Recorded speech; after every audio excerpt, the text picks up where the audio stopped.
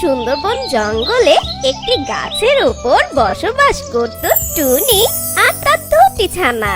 আর অন্যদিকে আরেকটি গাছে বসবাস করত একটি দুষ্ট পাজি কাক। আরেকটি গাছের উপর বসবাস করত লুসি পায়রা।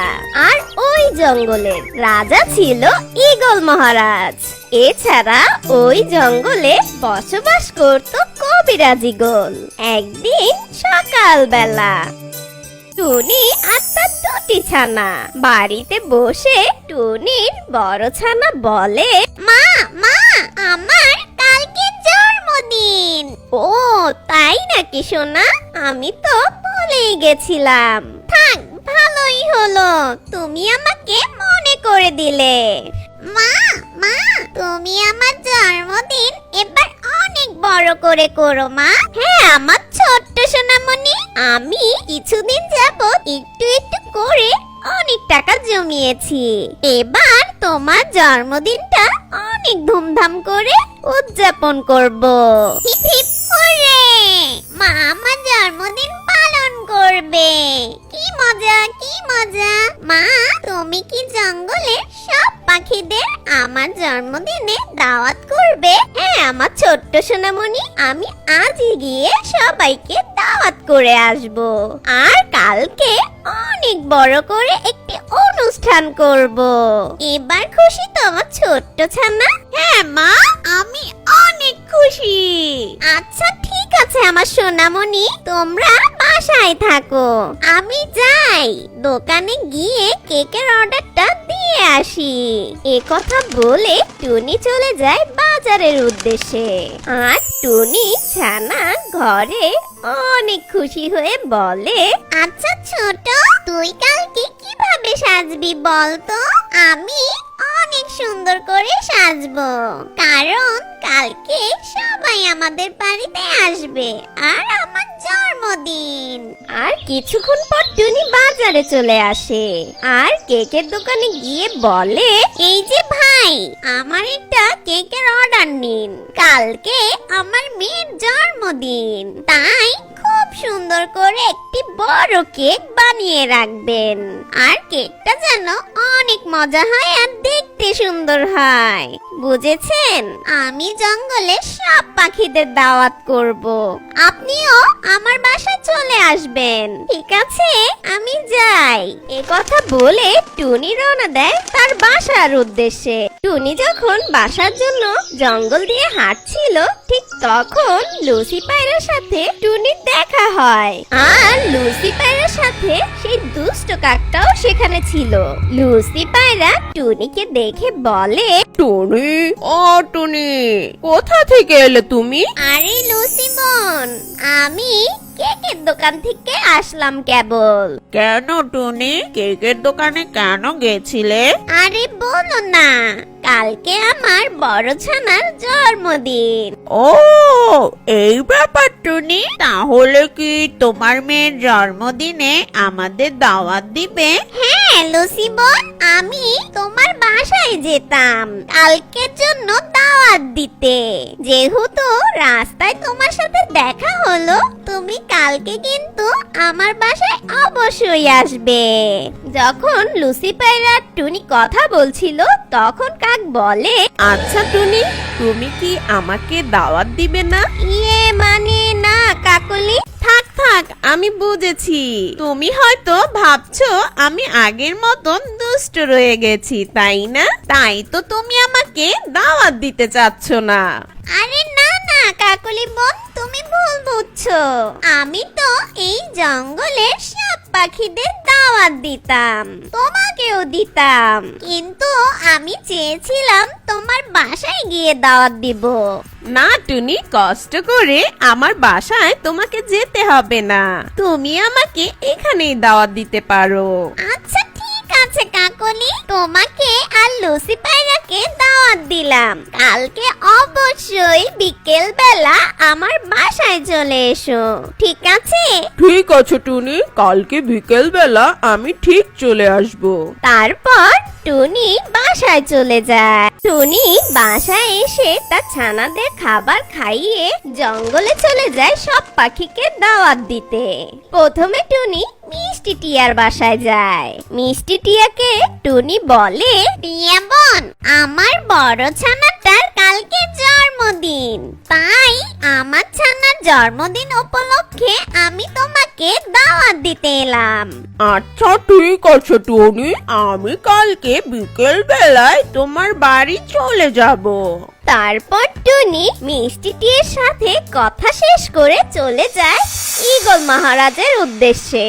মহারাজের বাসায় এসে টুনি বলে, ঈগল মহারাজ, আমার বড় ছানাটার কালকে জন্মদিন, তাই আপনাকে আর ঈগল রাজপুত্রকে দাওয়াত দিতে এসেছি কালকে বিকেল বেলায়। আপনারা দুজন আমার বাসায় আসবেন। এই কথা শুনে ঈগল মহারাজ বলে, কে বলিস টুনি, তোর ছানাদের জন্মদিন কাল? ঠিক আছে, আমি আর আমার ছেলে সঠিক সময় চলে যাব তোদের বাসায়। তারপর টুনি চলে যায় ঈগল কবিরাজের কাছে। গোল কবিরাজের বাসায় এসে টুনি বলে, কবিরাজ মশাই, ও কবিরাজ মশাই, কালকে আমার বড় ছানার জন্মদিন, তাই আমি আপনাকে দাওয়াত দিতে এসেছি। এই শুনে ঈগল কবিরাজ বলে, কে বলিস টুনি, জন্মদিন কাল? ঠিক আছে, আমি সঠিক সময় চলে যাব তোদের বাসায়। আচ্ছা ঠিক আছে কবিরাজ মশাই, তাহলে আমি চলে গেলাম, ঠিক সময় মতন আপনি চলে আসবেন। এই কথা বলে টুনি চলে যায়।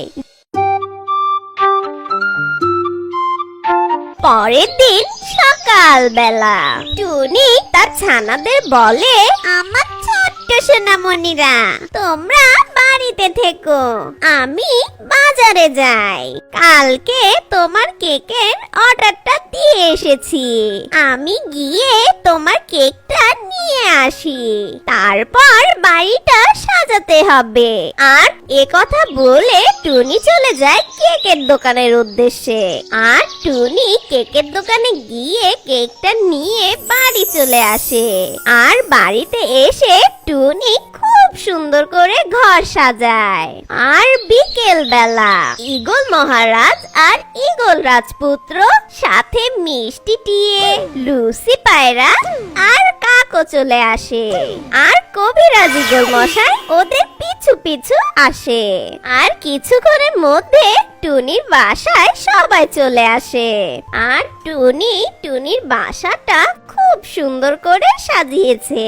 তারপর টুনি বড় ছানা ফু দিয়ে মোমবাতিটা নিভিয়ে দেয়। Happy birthday Tuntun, happy birthday dear Tuntun, happy birthday to you dear Tuntun. আপনারা সবাই আমার টুনটুনের জন্য দোয়া করবেন, ও যেন বড় হয়ে একটি ভালো পাখি হয়। তারপর টুনি ছানা কেকটি কাটে। কেক কাটা শেষ হলে টুনি সবাইকে কেক আর অন্যান্য খাবার খেতে দেয়। তারপর সবাই এক এক করে টুনটুনকে উপহার দিয়ে বাড়ি চলে যায়। প্রথমে টিয়া তার উপহারটা দেয় আর সেখান থেকে চলে যায়। তারপর টিয়া চলে গেলে লুসি পায়রা টুনটুনকে উপহারটা দিয়ে যায়। আর তারপর লুসি পায়রা চলে যায়। আর তারপর ঈগল রাজপুত্র টুনটুনকে উপহারটা দেয়। টুনটুন, তোমার জন্য আমি গিফট এনেছি, নিয়ে নাও তো। আর তুমি ভালো থেকো, আমরা তাহলে আসি টুনটুন। আর টুনটুন ঈগল রাজপুত্রর উপহারটা পেয়ে অনেক খুশি হয় আর বলে, ঈগল রাজপুত্র, ঈগল রাজপুত্র, তুমি যে এসেছো আমার জন্মদিনে, তাই আমি অনেক খুশি। আমার জন্য এত কষ্ট করেছো তুমি, ধন্যবাদ তোমাকে। আমাকে। তারপর ঈগল মহারাজ আর ঈগল রাজপুত্র চলে যায়। তখন ঈগল কবিরাজ মশাই উপহার দিতে এসে টুনিকে বলে, টুনি, আমি তো তোর গিফট আনতে ভুলে গেছি। এখন আমি তোকে কিভাবে গিফট দেব বল? সমস্যা নেই কবিরাজ মশাই, আপনার ইচ্ছে হলে উপহার দিবেন, ইচ্ছে না হলে দিবেন না। টুনির এই কথা শুনে ঈগল কবিরাজ মশাই বলেন, হা হা হা হা হা। আরে টুনি, আমি তো তোর সাথে মজা করছিলাম। আসলে তুই তো জানিস আমি জাদুকরি কবিরা, তাই তোর কি লাগবে তুই আমাকে বল, আমি তোকে তাই দেব। না না কবিরাজ মশাই, আমার কিছু লাগবে না। আপনি যদি উপহার দিতে চান তাহলে আমার বড় ছানাকে দিতে পারেন, আর সেই উপহার পেয়ে আমার ছানারা অনেক খুশি হবে। আমার কিছু প্রয়োজন নেই। এই শুনে ঈগল কবিরাজ মশাই অনেক হেসে বলেন, আহ, আহ, আহ, আহ। টুনি, তুই অনেক ভালো আর খুব সাদাসিধা।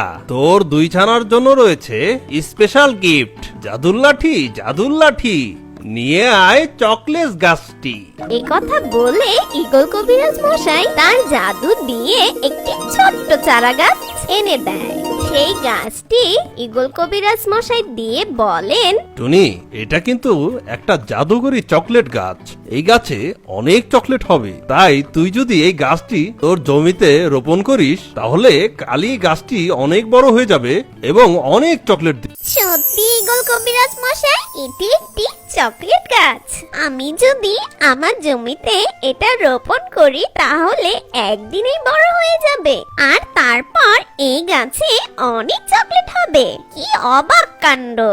এই শুনে ঈগল কবিরাজ মশাই বলেন, হ্যাঁ টুনি, আমি চিন্তা করে দেখলাম তোর ছানাপোনারা অনেক ছোট, তাই ওদের কথা চিন্তা করে গিফট হিসেবে আমি এই জাদুকরি চকলেট গাছ দিলাম। তোর ছানারা যখন ইচ্ছে চকলেট খেতে পারবে। টুনি আর কবিরাজ মশাই যখন কথা বলছিল ঠিক তখন দুষ্ট কাকটি তাদের পাশে দাঁড়িয়ে সেই কথাগুলো শুনছিল। দুষ্ট কাক সব কথা শুনে বলে, কবিরাজ মশাই, চকলেট গাছ, এটা আবার কোন ধরনের গাছ? চকলেট আবার গাছে ধরে নাকি? ঈগল কবিরাজ মশাই বলে, আরে দুষ্ট কাক, এটা একটা জাদুকরি চকলেট গাছ, আর তুই জানিস না আমি জাদুকরি কবিরাজ, তাই এই গাছে চকলেট হবেই। ধুর, এগুলো কি বলছেন? এটা আবার চকলেট গাছ, চকলেট নাকি আবার গাছে হয়? হা হা হা, আপনার কথাগুলো শুনে আমার খুব আনন্দ হচ্ছে। আচ্ছা যাক গিয়ে, কবিরাজ মশাই টুনি ছানাকে একটা বুঝ দিল। তো আমি টুনি তোমার ছানার জন্য এই উপহারটা এনেছি, এটা রাখো। এ কথা বলে কাক টুনিকে একটি উপহার দেয়। তারপর টুনি বাসা থেকে ঈগল কবিরাজ আর কাক চলে যায়। আর অন্যদিকে টুনি তার ছানাদের নিয়ে জমিতে গিয়ে সেই জাদুর চকলেট গাছটি রোপণ করে দেয়। আর গাছটি রোপণ করে টুনি আর তার ছানারা বাড়ি চলে যায়। পরের দিন সকালবেলা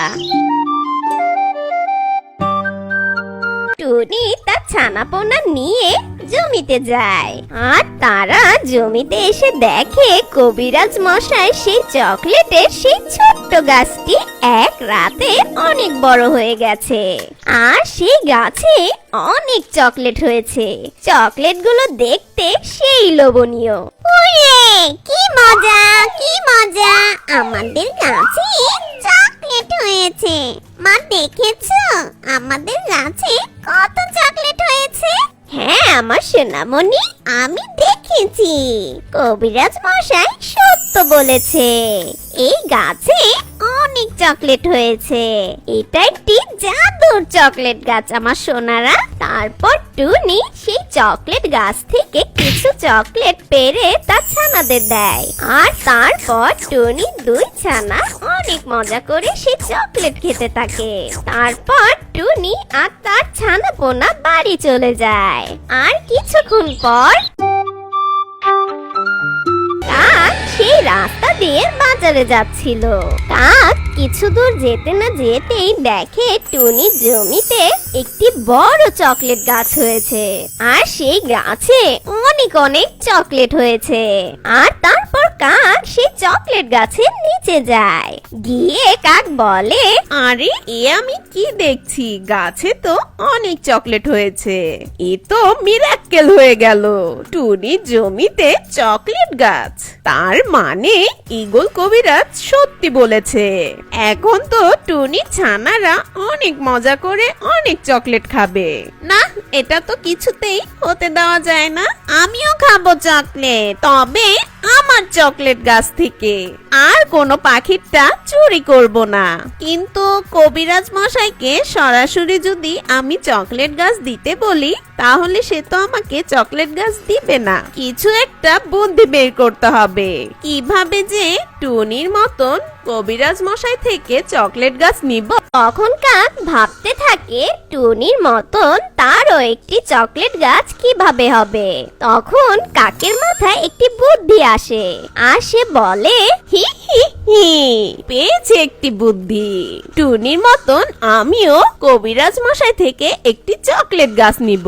কিন্তু টুনির মতন আমি বোকা না, এই জঙ্গলের কোনো পাখিকে আমি দাওয়াত দিব না, শুধু ঈগল কবিরাজকে দাওয়াত দিব। হি হি হি, কারণ এই জঙ্গলের সব পাখিরা জানে আমার জন্মদিন কবে, কিন্তু কবিরাজ মশাই তো জানে না। আমি গিয়ে কবিরাজ মশাইকে মিথ্যা বলবো আমার কাল জন্মদিন, আমার বাসায় আসবেন। তখন কবিরাজ মশাই থেকে উপহার হিসেবে আমিও চকলেট গাছ চাইবো। টুনি, তোর ছানারা একাই চকলেট খাবে, এটা আমি দেখে কিভাবে সহ্য করি। এখন আমিও চকলেট খাবো। যাই গিয়ে কবিরাজ মশাইকে আমার মিথ্যা জন্মদিনের দাওয়াতটা দিয়ে আসি। তারপর কাক কবিরাজ মশাই বাড়ির উদ্দেশ্যে রওনা দেয়। কিছুক্ষণ পর কাক কবিরাজের বাড়ি চলে যায়। কাক কবিরাজ মশাই বাড়ি এসে বলে, কবিরাজ মশাই, আমার কালকে জন্মদিন, আপনাকে আমার বাসায় দাওয়াত দিতে এসেছি। এই শুনে কবিরাজ মশাই বলে, কি বলছিস কাক, তোরও কি কাল জন্মদিন? হ্যাঁ কবিরাজ মশাই, কালকে আমার বাসায় সকালবেলা আপনি চলে আসবেন। ঠিক আছে কাক, আমি তোর বাসায় সঠিক সময় চলে যাব। তারপর কাক কবিরাজ মশাইকে দাওয়াত দিয়ে সেখান থেকে চলে যায়। পরের দিন সকালবেলা কবিরাজ মশাই কাকের বাসার উদ্দেশ্যে রওনা দেয়। আর কিছুক্ষণ পর কবিরাজ মশাই কাকের বাসায় চলে আসে। আর কাকের বাসায় এসে কবিরাজ মশাই দেখে কাক তার বাসায় ছোট্ট একটি কেক নিয়ে দাঁড়িয়ে আছে। আর কাকের বাসায় অন্য কোনো পাখি নেই, শুধু কবিরাজ মশাই একা এসেছে। এই দেখে কবিরাজ মশাই বলে, কিরে কাক, তুই একা কেন? আর কাউকেই তো দেখতে পাচ্ছি না। তখন কাক আরেকটি মিথ্যে কথা বলে, ইয়ে মানে কবিরাজ মশাই, সবাই এসেছিল, সবাই তো বড় কেকটা কেটে চলে গেছে, আপনার আসতে দেরি হয়েছে, তাই আপনার জন্য আলাদাভাবে আমি এই ছোট্ট কেকটি রেখেছি, তাই আপনি কাউকে দেখতে পাচ্ছেন না।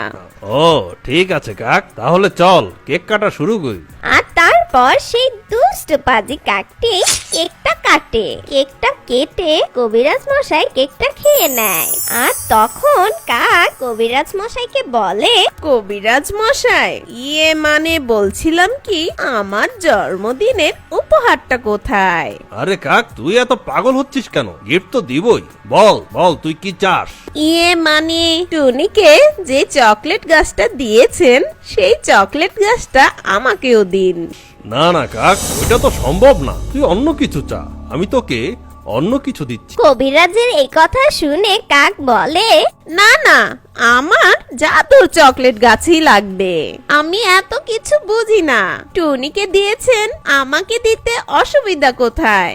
আরে কাক, একটু বোঝার চেষ্টা কর, আমার এই জাদুকরি লাঠিটা একবার যেই জিনিস আনে ওটা দ্বিতীয়বার আনে না। তুই এর চেয়েও দামি কিছু চাইতে পারিস, তুই বল, আমি তোকে সেটাই দেব। কিন্তু এই জাদুর লাঠিটা দুইবার চকলেট গাছ দিবে না। আমি তো টুনিকে এই গাছ দিয়েছি, যদি আমি আরেকবার চকলেট গাছ এই লাঠির কাছে চাই, তাহলে এই লাঠিটা আমাকে লোভী মনে করে আমাকে খাঁচায় বন্দি করে ফেলবে। দেখ কাক, তুই জিদ করিস না, বোঝার চেষ্টা কর, আমি চকলেট গাছ দিতে পারবো। তখন কাক মনে মনে বলে, না, মনে হচ্ছে কবিরাজ মশাই আমাকে চকলেট গাছ দিবে না, তাই আরেকটি দুষ্ট বুদ্ধি কাজে লাগাতে হবে। আমি যদি এই কবিরাজ মশাই থেকে তার জাদুর লাঠিটা নিতে পারি, তাহলে তো আমার কাছে সব শক্তি চলে আসবে। তখন আমি যা খুশি তাই চেতে পারবো। আমি টুনির মতন জাদু চকলেট গাছ চেয়ে নিব। দুষ্ট কাক এসব ভেবে কবিরাজ মশাইকে বলে, আরে কবিরাজ মশাই, আমি তো আপনার সাথে দুষ্টমি করছিলাম, আমাকে কিছু না দিলেই হবে। আমি আপনাকে একটি জাদু দেখাতে চাই। আমি একটি নতুন জাদু শিখেছি। কি বলছিস কাক, তুইও জাদু জানিস নাকি? কেমন জাদু একটু দেখা তো। এটা তো বলা যাবে না, কিন্তু এই জাদুটা করতে আপনার সাহায্য প্রয়োজন। মানে আমার আবার সাহায্য লাগবে নাকি? আমার জাদুটা হচ্ছে কোনো পাখিকে আমি যদি রশি দিয়ে বাঁধি, তাহলে সেই রশিটা আমি হাত দিয়ে না খুলেই আমার জাদু দিয়ে সেই বাঁধন খুলে দিতে পারবো। খুব মজা তো, দেখি তো তোর জাদু কাজ করে নাকি। তারপর কাক কবিরাজ মশাইকে বোকা বানিয়ে রশি দিয়ে ভালো করে তাকে বেঁধে দেয়। তারপর সেই দুষ্ট কাক জাদুর লাঠিটি হাতে নেয়। হা হা হা, কবিরাজ, তুই কি আমাকে বোকা পেয়েছিস? আমি হলাম এই জঙ্গলের সবচেয়ে চালাক পাখি। তুই যখন টুনিকে জাদুর চকলেট গাছ দিয়েছিস, তখন আমি মনে করেছিলাম ওই জাদুর চকলেট গাছটি মিথ্যা ছিল। তারপর আমি যখন টুনির জমির কাছে যাই, গিয়ে দেখি আসলেই জাদুর চকলেট গাছ হয়েছে। তাই আমারও ইচ্ছে হলো আমার একটি জাদুর চকলেট গাছ লাগবে, সেটা তুই আমাকে দিবি। তাই আমার দুষ্ট বুদ্ধি দিয়ে তোকে মিথ্যা কথা বলে আমার মিথ্যা জন্মদিনে তোকে ডেকে এনেছি চকলেট গাছটি গিফট নিব বলে। কিন্তু তুই আমাকে বলছিস টুনির মতন আমাকে জাদুর চকলেট গাছ তুই দিবি না। তাই আরেকটা বুদ্ধি করলাম, আমি তোকে মিথ্যা কথা বলেছি যে আমি জাদু জানি। আসলে আমি কোনো জাদুই জানি না। তোকে রশি দিয়ে বাঁধবো বলে আমি এই কথাটা বলেছিলাম। তুই একটি বোকা কবিরাজ। কিভাবে আমি বুদ্ধি খাটিয়ে তোর জাদুর লাঠিটি নিয়ে নিলাম। হা হা হা, এখন আমি জাদুর লাঠির কাছে জাদুর চকলেট গাছ চাবো। আমাকে এই রশি থেকে মুক্ত কর। তুমি আমাকে বোকা পেয়েছো। আমি রশির বাঁধন খুলে দেই আর তুমি আমাকে শাস্তি দাও। চুপ বোকা কবিরাজ, আমি তোর কোনো কথা শুনবো না। এখন থেকে এই জাদুর লাঠিটি আমার। আমি এখন টুনির মতন জাদুর চকলেট গাছ চাইবো, আর তারপর আমার জমিতেও একটি জাদুর চকলেট গাছ হবে। কি মজা, আমি চকলেট খাবো। হা হা হা। এ কি বলছিস কাক, দয়া করে উল্টাপাল্টা কিছু করিস না, তাহলে কিন্তু তোর ক্ষতি হবে। আমাকে এই রশি থেকে মুক্ত কর। চুপ শয়তান কবিরাজ, এখন আমাকে চকলেট গাছ চাইতে দে। জাদুর লাঠি, জাদুর লাঠি, আমার চাই জাদুর চকলেট গাছ। এ কথা বলতে না বলতে জাদুর লাঠিটি কাকের হাত থেকে উপরে উঠে সেখান থেকে জাদু বের হয়ে কাককে খাঁচায় বন্দি করে ফেলে।